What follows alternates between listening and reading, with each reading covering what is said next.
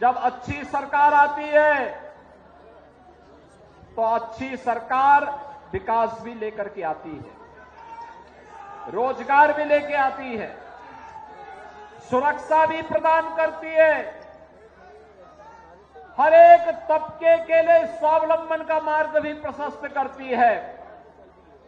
लेकिन जब सरकार बुरी होती है तो सरकार ऐसे ही समस्या खड़ी कर देती है जैसे 2017 के पहले पहचान का संकट प्रदेशवासियों के सामने आया था। अनुमान करिए 17 के पहले क्या होता था। 2017 के पहले चाचा भतीजे की जोड़ी वसूली के लिए निकल पड़ती थी।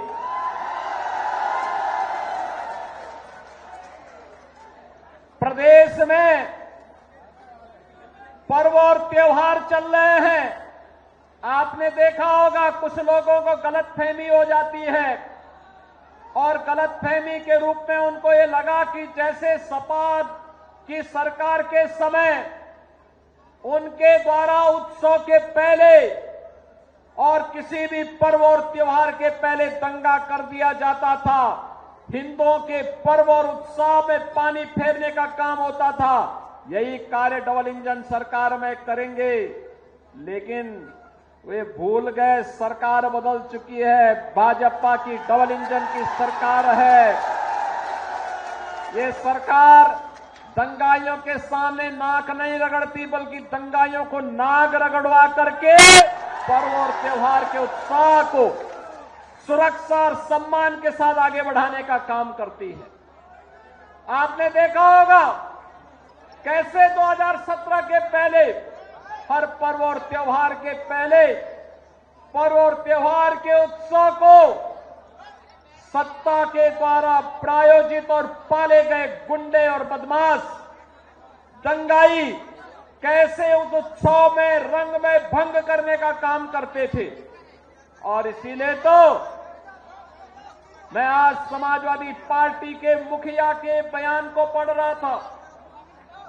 उन्हें भारत के सामाजिक न्याय के पुरोधा, उन्हें भारत के संतों की परंपरा में सांप्रदायिकता दिखती है और उनको इन दंगाइयों में शांति के दूत नजर आते हैं।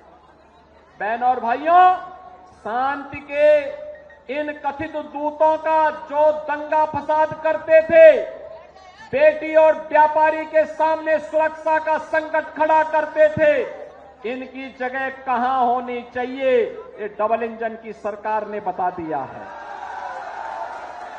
ये बता दिया है और यह भी तय कर दिया गया है कि दंगाई और दंगा को प्रेरित और प्रोत्साहित करने वाले अपराध और अपराधियों के साथ खड़े होने वाले लोगों की जगह कहां होनी चाहिए। आज माफिया प्रवृत्ति के लिए प्रदेश में कोई जगह नहीं है, अराजकता के लिए कोई जगह नहीं है। बेटी की सुरक्षा हो या व्यापारी का संरक्षण, अन्नदाता किसान की खुशहाली हो या नौजवान के रोजगार की व्यवस्था, यह डबल इंजन की भारतीय जनता पार्टी की सरकार पूरी प्रतिबद्धता के साथ करने के लिए संकल्पित है। ये समाजवादी पार्टी ही थी जिसे सामाजिक न्याय के पुरोधाओं के स्मारक अच्छे नहीं लगते थे, उनको तोड़ने की बात करती थी समाजवादी पार्टी। ये वही समाजवादी पार्टी है जिस समाजवादी पार्टी ने सत्ता में आते ही सामाजिक न्याय से जुड़े हुए, दलित उत्थान के साथ जुड़े हुए महापुरुषों के नाम पर बने हुए स्मारकों को समाप्त करने की घोषणा कर दी थी। ये वही समाजवादी पार्टी है बहनों और भाइयों जिसने 2012 में सत्ता में आते ही पूरे प्रदेश के अंदर एक जनपद एक माफिया पैदा करके उस जनपद में अराजकता फैलाना प्रारंभ कर दिया था। ये वही समाजवादी पार्टी है जो समाजवादी पार्टी नौजवानों के रोजगार पर डकैती डालती थी, बेटी की सुरक्षा पर सेंध लगाने का काम करती थी। और उस समय किस प्रकार के नारे इनके द्वारा लगाए जाते थे? उस समय इनके नेता कहते थे कि लड़के हैं, गलती कर देते हैं। ये समाजवादी पार्टी के लोग कहते थे।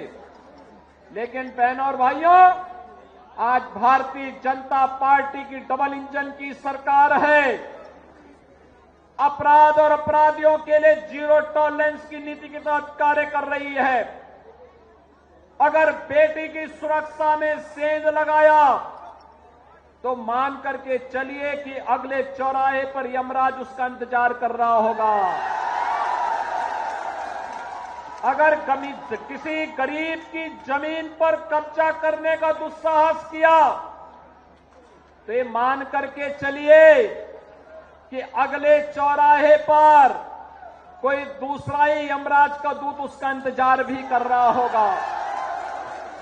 अगर अराजकता फैलाने का कुत्सित प्रयास किया, पर्व और त्योहारों के बीच में रंग में भंग डालने का काम किया, तो फिर मान करके चलिए कि उसको फिर शांति और सौहार्द अच्छा नहीं लगता है। ऐसे लोगों से सख्ती से निपटने के लिए ही पुलिस की जीरो टॉलरेंस की नीति वर्तमान में कार्य कर रही है।